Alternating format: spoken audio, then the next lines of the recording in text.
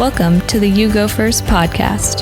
This is the place where we bring together thought leaders, business pioneers, personal development gurus, and just about any person we discover that will inspire and compel you to go first in all areas of your life. Please welcome keynote speaker, philanthropist, and the official head dream chaser for Odyssey Teams, Inc., our host, Lane Hensley. You go first. No, you go first. You go first. Lane, you go first. You go first. Lane, go first. Today we're going first. So I'm with Karen Rose here, a good friend and marriage and family therapist. Yep. So here we are at You Go First. So big welcome to Karen Rose. Thanks for being here today with us. Welcome. All right, awesome. So if you haven't watched any episodes before, so You Go First is designed to help people, inspire people, give them information or content that inspires them to go first. And, when actually this episode, and I don't like to timestamp things, but last week Kobe Bryant died. Yeah. And that was pretty intense, I think, in some ways, just as through a society of just like, wow, I didn't expect that. I didn't see that coming. Right. And of course, we live in Chico, California, which is near Paradise, where so many people's houses were burned down, families displaced, destroyed, a lot of suffering in our local community. A lot of loss. Yeah. So when you and I have had conversations about your work with families in crisis and things, I thought, wow, the ability to go first, you have to have courage, you have to have things. So I thought, who better to have in here on You Go First today than you, and help us kind of understand the tools that you help teach people so that they have the courage or perspective or insight so that they can go first to start changing their lives or getting unstuck. Yeah. So with that, let's just start with the fun stuff, which is, Karen, where'd you grow up and how did you get into therapy, family therapy? Why, how'd that happen? Yeah. So I was born in the Bay Area, like a lot of people, but moved to Chester, California, right up the hill when I was 3. My parents decided to cash in the Bay Area life and go move where they vacationed, and made a leap and said, we're going to raise our family in this environment where there's a family rich place where we can be a part of this and be out of the hubbub. I loved growing up in the mountains. I loved growing up in a small town. It was fantastic. So I feel really proud of my parents for making that brave choice to make a change and do something that was a real risk. So that's cool. Well, when you talk about family, a lot of the people who listen to the podcast are maybe business owners or they're employees in some company. And I always, when I'm looking out at a crowd of people, I'm looking at sons and daughters that are now in their careers, or parents or coaches of their kids' teams, and people who take the leap into a marriage or into a lifelong relationship as a parent or as a loved one, and a lot of times those things go south. So, the ability to show up at work and be productive, or in life and be productive, a lot of times has to do with the value we find in our relationships and the skills we take to those. So as your family moved and you're this kid growing up in the mountains, and we're pretty close to those mountains still. We are. You found yourself, I imagine, in college and thinking, what am I going to do with my life and my skills? What are some things about you, maybe as a person, that lend themselves well to being a therapist? And then what got you into this field? And then let's start talking about, how you're changing lives or how you're helping people. Okay. I definitely feel gifted to be a therapist. I feel like I'm made, if you will, to be a therapist. It's my purpose. It is not hard for me. I sometimes I'm surprised that it's a job, though it's heavy and it's meaningful, and can be really terrible to hear some of the stuff that people go through.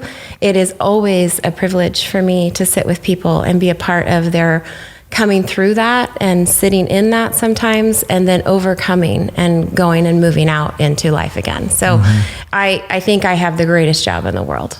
So I couldn't wait to get off that mountain that I love so much. And I was excited to go to a cool school, and I had some roots and connections down in San Luis Obispo. So Cal Poly became in my sights, and I set my focus on getting in and back in the day when it wasn't all numbers and computers, I met with the dean of my school. I said, I need to come here. I didn't have amazing grades, and I got in, and that was a thrill. So I picked my major at Cal Poly because I knew more than anything I did want to be educated, of course, and wanted to have a career. Wasn't sure exactly what that would be, but I picked my major because I wanted to be a mom. And I didn't want a career that would take away from that. I wanted one that would add to that. And so being a mom, being a part of a family was so essential for me in my quality of life. So human development popped out for me of majors on the Cal Poly catalog. So I was a human development major with a family studies concentration. And about a year in, I'm like, this is what I'm going to do. So the rest is just a few twists and turns, but got my degree, Bachelor of Science at Cal Poly in Human Development Family Studies, got my master's degree at Fuller Theological Seminary in Pasadena, another amazing chapter of my life. And then just kind of went to work. Worked in Salt Lake City for a while. I worked in Los Angeles. I've worked in Seattle. And now I work in Chico, where I chose to raise my family. So well, awesome. And I know you have 2 great kids that are they're starting to get grown up a little bit. And, so as I think about what it means, I mean, to be in leadership is you have to have a certain degree of psychology, an understanding of people and patterns we fall into. To be in sales, you have to understand those things. To be a mom, you have to understand those things. To be human, if you're good at it, is to understand those things. So, it's one thing like in therapy, you're asking questions and people are answering, but it's like, I ask questions of friends all the time, and sometimes they find themselves just spinning on the same thing year after year after year. I think people listening right now are like, oh, great. Like, how is it fun to listen to people tell you their problems all day? And how does therapy work? How do you get people off of that treadmill of I'm just telling another person about my problems? Right. Because if I'm going to go first, I have to go first to break a cycle in maybe my own thinking first. So what's your sort of strategy to change the game for people? If people are listening now, like, oh yeah, I went through years of therapy, it didn't work. They didn't break that cycle. They didn't get off of it. So how do you do that? Yeah. I think interesting that your podcast is called You Go First, because that is what makes life move, is that you make a decision about something that you're going to do in your life and you do it. And so therapy for me is effective for my clients when I can find that place in their life where they can find traction and they can find movement. That very, very rarely, if ever, I hate to say an absolute, so I'm going to say it like that, involves something else out here changing. It has to do with identifying things in here that I can find movement in, sometimes accepting the things out here that are hard, losses, tragedies, traumas, but always how I respond here, how I organize myself here, how I take care of myself here. That's what creates that shift and that change and makes people feel like they are making progress. And I would say that for me, sometimes the hard work of therapy is helping people identify things that are hard, because our ego kind of takes a hit when we see a fault in ourselves, but that's actually where the power is where we're at fault, or where we're not owning something that we need to own. When we can have that reflected and have someone sit with us lovingly and compassionately and without shame, say, hey, have you thought about this? Let's take a look at that. Hey, maybe that came into your person because of something out of your control and you've adapted to it, but do you need it? Do you want it? What can we do instead of it? So that bravery, as you mentioned when we started, that's really the whole name of the game, right? It's being brave enough to look at yourself and say, this has to change, or I can't get there.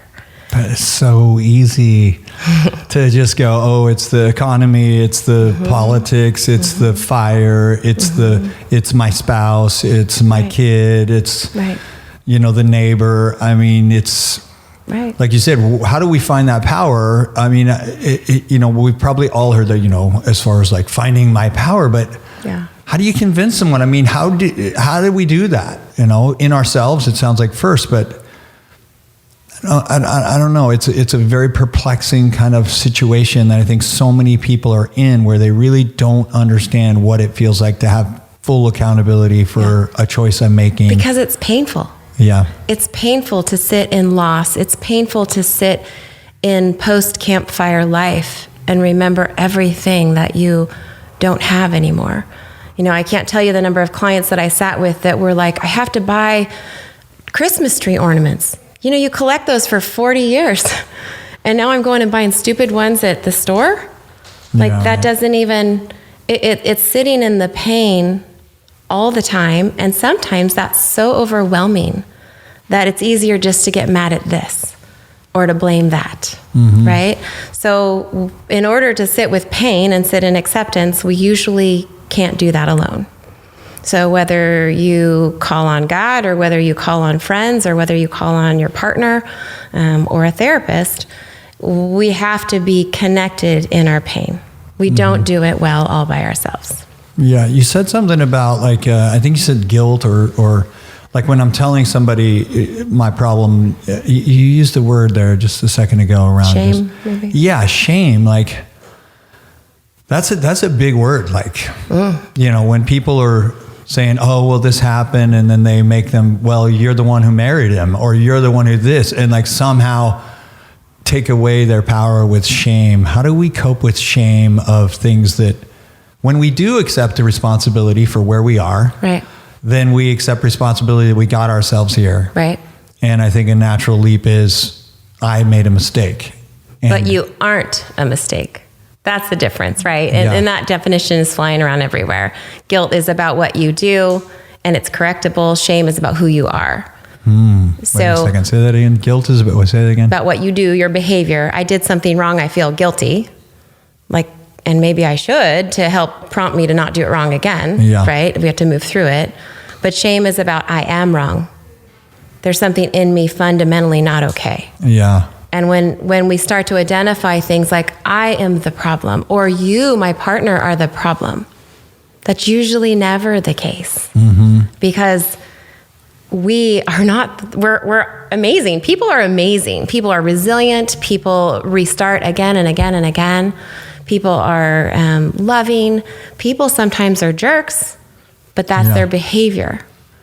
Well, I want to somehow create a conversation here that would inspire a parent to have their kids listen to this. Because when you're talking about that feeling of like, I am something. Yeah.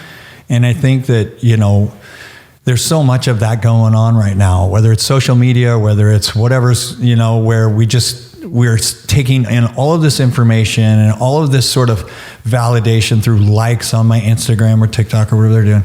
And somehow they don't have that grounded sense that, like you said, people are amazing. I'm a person. I must be amazing. Like the short leap there somehow has been dramatically derailed. What do you think is, not to make this generation wrong, because I don't think that's the case, but what is the biggest challenge for this generation, these high school kids? You have high school kids and college kids.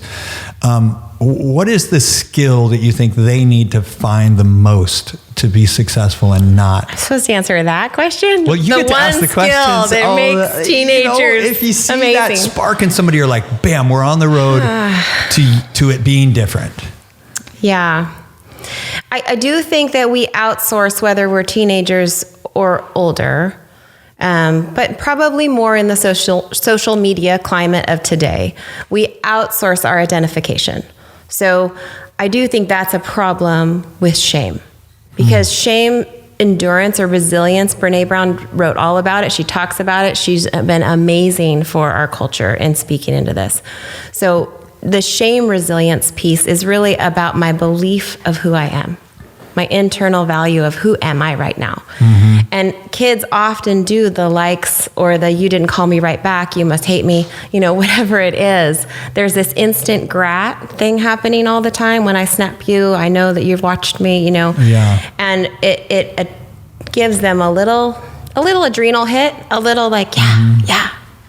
And then that comes from external. So if it's just external and they don't grow internal, right? Self-identification and understanding of who they are. When I said earlier about being a therapist, I just feel called to be that. Like I feel like I'm created to be that. That's internal. That's not because people said, oh, Karen, you're a good listener, or oh, Karen, you're a good person, or you have good values. That's because I got in me. I understood in me that there was this thing in me that said, you're a helper. That's who you are. So how can you most effectively help? So when we start to parent our kids, right? And if we say the old, this is not an uncommon thing that you hear, good boy, good girl, bad girl, that doesn't help identification at all. That's about guilt. That's about behavior. That's about how they're reflected. Identification is, wow, look at how you did that.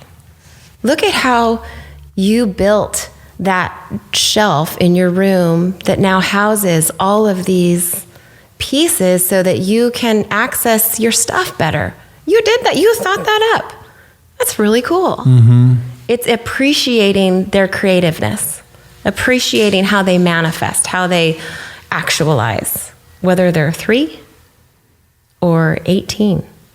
So I do think the social media stuff and the come at you kind of informational society that we live in, I do think makes it a challenge for kids to slow down enough internally to try to get to know themselves.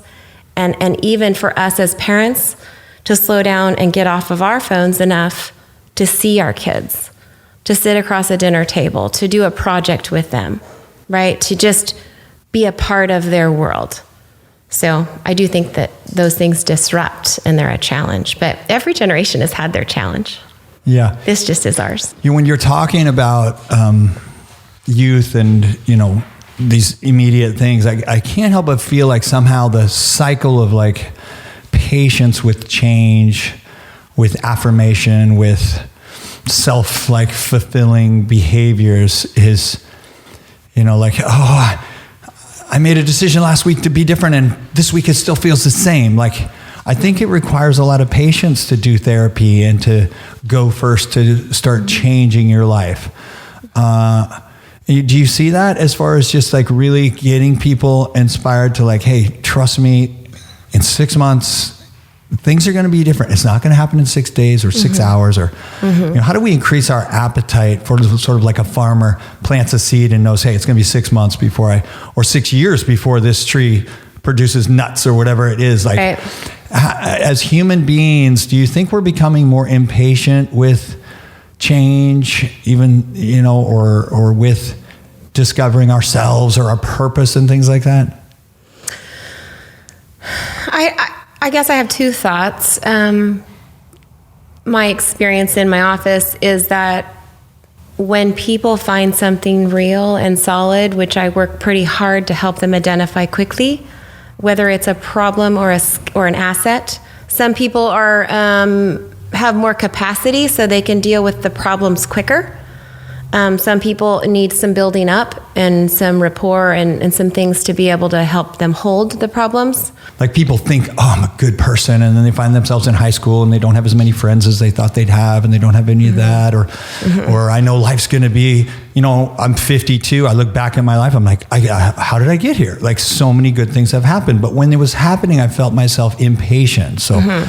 Those people who are like, I have to buy Christmas ornaments, they're in this immediate moment of like, I want it to be like it was. I want my house rebuilt. I want my Christmas ornament. I want my 50-year blankets back, and like, it's so hard to rebuild that I think sometimes people don't start because it seems so far before they'll have the relationship. So impatience in the sense of waiting, in the sense of being able to have some hopefulness maybe along the way that things will get better. Is that what you're saying? Yeah. I mean, I'm just like, as a therapist, if I'm sitting down and I'm thinking of my own life and how I can make change happen, and when I'm feeling a setback, and like I say, I started thinking about the Kobe Bryant thing, like, wow, when something unexpected happens and we get stopped, how do we get restarted toward a vision that we have of what's possible? Right. Well, I would say, what we don't do well in society right now is pull over. That sometimes when something happens, like for Kobe's family, for his living members of his family and his close friends, and even us as a society that appreciates and has admiration for him, we have to pull over. We have to pull over, and the wheels do come off. and it looks ugly and it's sad and it's hard and everybody's angry and we want to make a reason why. And, you know, like there's all of that. There's confusion and chaos that happens when something terrible happens. And we have to make space for it. So we can't just all of a sudden be in gear and, you know, go through a textbook and be so mature. And no, we need to be a hot mess for a while. Like we need to be able to say, the wheels have come off. This tragedy trumps everything else. When Campfire happened, the wheels came off for those that were driving down that mountain, for those that received them when they came down the mountain, for those that were affected ripple-like from that. The wheels came off and we all had to pause. And we all had to stop. Now, I love that metaphor of like pulling over, but I picture like a pit stop in an Indy 500. Like I want to pit stop as fast as I can to get back out in the race. And how do we know when we need therapy? You know, just like, you know, I imagine to some degree, I like to look at therapy like going to the dentist. Like everybody needs to go. You know, don't wait till all your teeth are rotten. That's a good idea. You know, it's just like a little maintenance goes a long way. You know, so is there a point in people's life, people who are listening and going, I want to go first, but man, I can't get out of this. How do I know, like, wow, I'm really stuck and I need to get some professional help, or I'm really stuck, I need to just go on vacation? Like, is there any sense for people to know when they really need to go to a professional? Well, that's a great question because it's different for different people.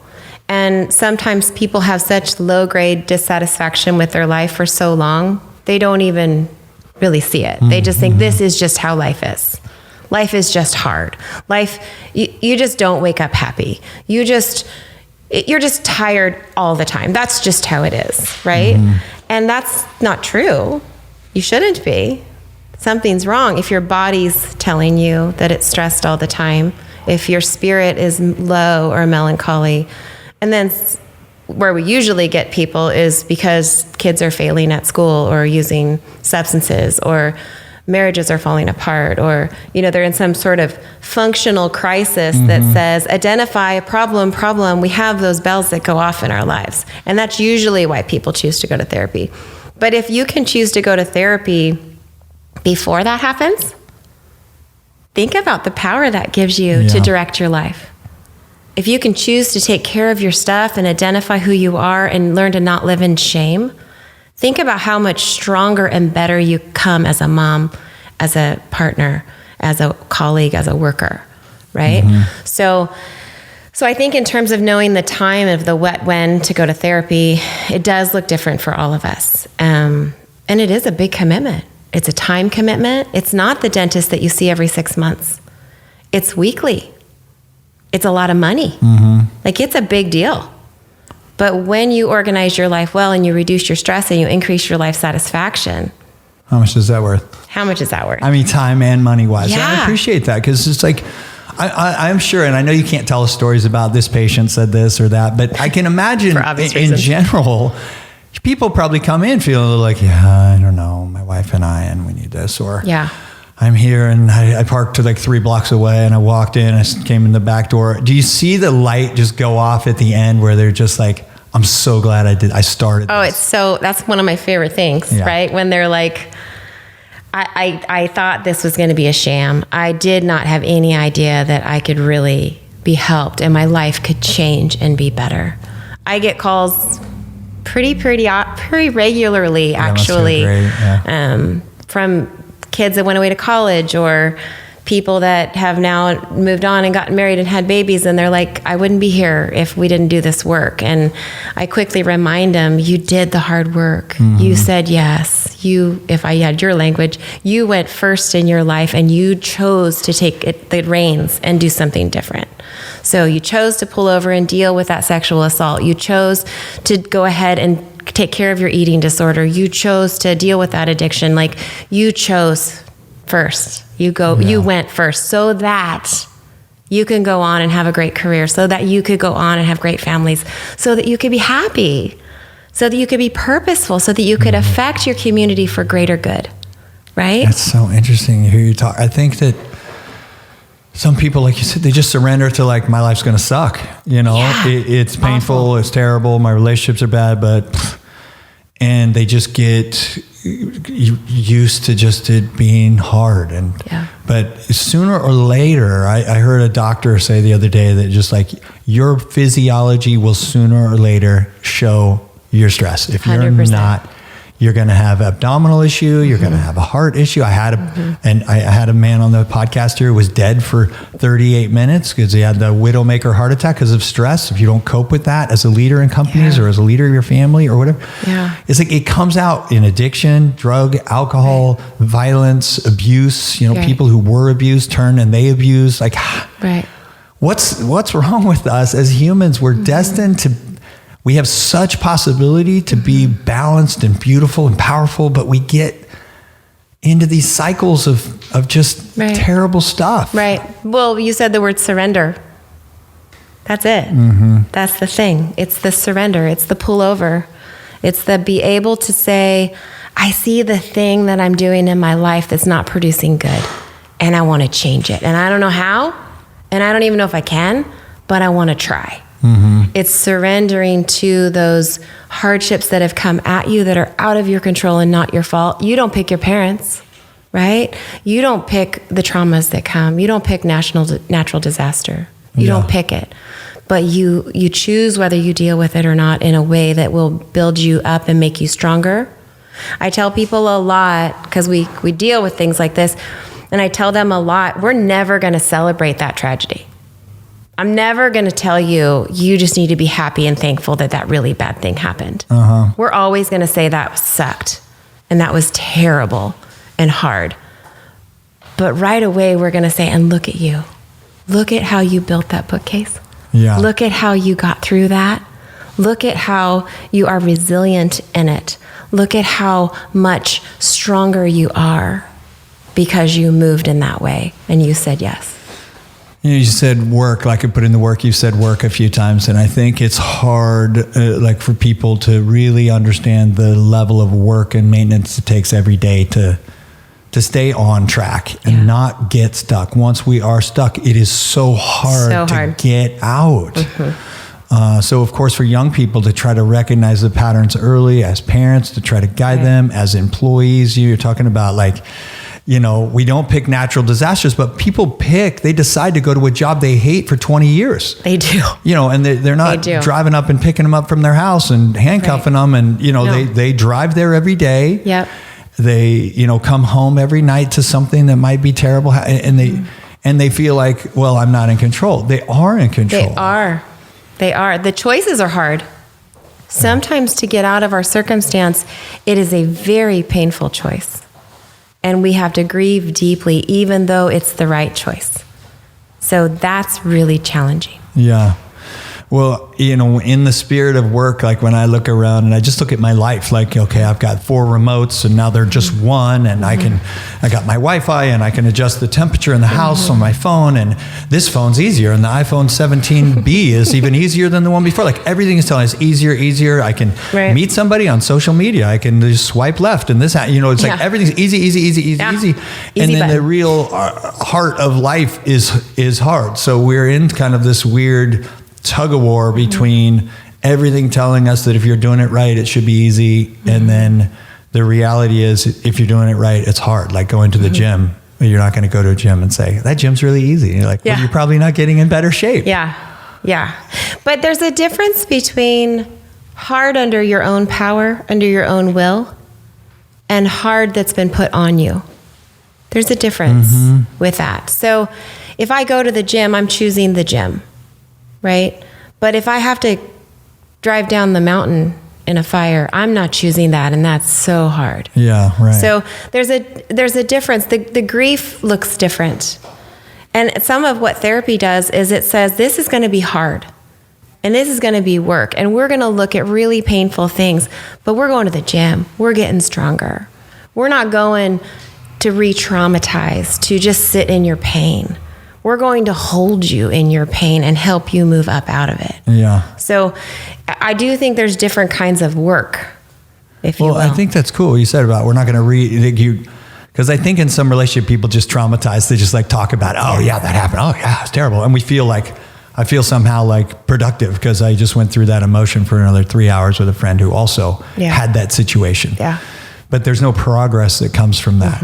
And I almost feel like you're talking about like the ability as a therapist to separate between like a fire or cancer or things that happen to us and things that we're continuing to put ourselves in, and helping recognize like, this is something you're putting yourself in, and this is something you can get yourself out of. Yes. But it's going to be hard work, and you're going to need a sort of tour guide to help you through it. Yep. And the things that happen to you, right? Those are things that we sit in and we learn acceptance with, and we understand our lack of control in, our victimization, if you will. People hate that word, but we are on some level victims to things that happen. We are not in control of everything, but we're in control of our choice. We're not in control of everything. I mean, that's so spot on. And recently, just things that I've gone through, I'm feeling like, hey, acceptance is my closure. It is. And it's been a kind of mantra that I've had a few times. Each time I try to like worm in deeper and try to figure it out, I'm just like, acceptance is the only closure I can have. Right. And whether that's a fire or in physical terms with paradise, or a fire in a personal relationship, it's just like, I can't change it, but we want so badly to control our lives. It's painful. I mean, we're such crazy creatures. I mean, no wonder you love your work, because I love it. It's totally dynamic. We're so weird. We want adventure and growth and life, and I want promotions, but I want to be safe. I want predictability. I want control. Yeah, there's a tension there. I want, the best relationship I could possibly have, and all these dynamic things happening in my life, but I want to make sure I know exactly what my spouse wants and needs, and all the time. And it's constantly changing. Yeah. I mean, I don't know what to say other than hang on, buckle up. And in that spirit, like any sort of advice what's your big piece of advice, or who's a mentor to you, or what's your favorite quote that you come back to personally when you find yourself? Just I don't know if I have a quote. Bring us home here of I'm right now loving the Maya Angelou quote of, and I won't say it exactly because I'm terrible at these things, but the whole, once you know better, do better. I love that because to me, it's just, it pulls on our will. What we want to do, what we can do, what we will do, that's what we're about. What happens to us, we got to pull over and accept. We got to pull over and grieve. We got to hope that somebody can help hold our head, because sometimes it's really hard. So, but what we choose to do out of that, right? That's where we do better. And I just think there's always room to do better. There's always new things to accomplish. Whether you add a risk in your life and you go accomplish some crazy goal, or whether you have to come out of some negative stuff that's really challenging. I just think we, as humans, we're so resilient. We're so amazing. It's just cool. It's cool to be a person. It's cool to journey through life, and not every day do I feel like it's cool. Like some days I got to pull over and hang my head down and have people that love me well, including you and your family, to hold my head. And I go through my own things too, because everybody does.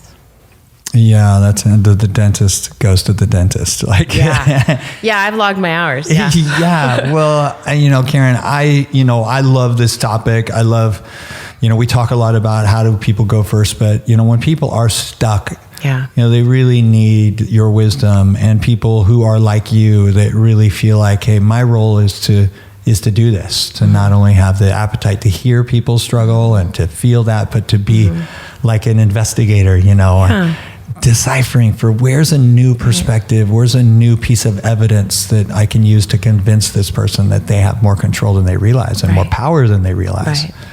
And so it's here. Yeah. Right? It's me being able to see that it's there. Yeah. That's where it is. It's not my wisdom. It's my ability to help you see what you need to do to move. That's the magic of therapy. Yeah. Well, lots to say on that, but Karen, a big thank you for taking time to be here today and share your wisdom. I know, life is a great journey, and I'm blessed to have you be a part of the the Odyssey journey, the You Go First journey, to watch you grow and thrive in your life and see your business booming and tragically booming, because there is so much need, but there is so much need, whether we're here to serve that need or not, you know, and there is a great demand for people to feel safe about turning to professionals, turning to people with training to help them. You know, there's very few people in Paradise trying to rebuild their own house. You know, they immediately go, my house burned down. I need help. I need a professional contractor. So if my life burns down, I need a professional to help me rebuild. And it may be my design, but I need someone to help me rebuild that. So. And therapy is a part of the rebuilding. It's not revisiting the trauma, which is what keeps people out of therapy a lot. They think, oh, I got to go think about all that. Well, yeah, but we're rebuilding. So it's part of the healing. Well, thanks for being here on You Go First. So thank you. I hope that people will find Karen. We'll put some social media links up if you want us to share things like that, or certainly anybody can put questions at the on the Facebook or on the YouTube at the bottom, and we'll find a way to get those answers to people. So with that, a huge thank you from You Go First to Karen. Thanks for being here today. Thanks for having me. Thanks for listening to another episode of You Go First. We hope you enjoyed the show. If you want to listen to another episode, you can find us at yougofirst.live, or you can see more about our host, Lane Hensley, on his Instagram at One Dream Chaser. To learn more about his company, Odyssey Teams Inc., go to odysseyteams.com or follow all their social media channels at Odyssey Teams. Thanks again, and we hope that you will go first to share our podcast with a friend or colleague. Now, you go first.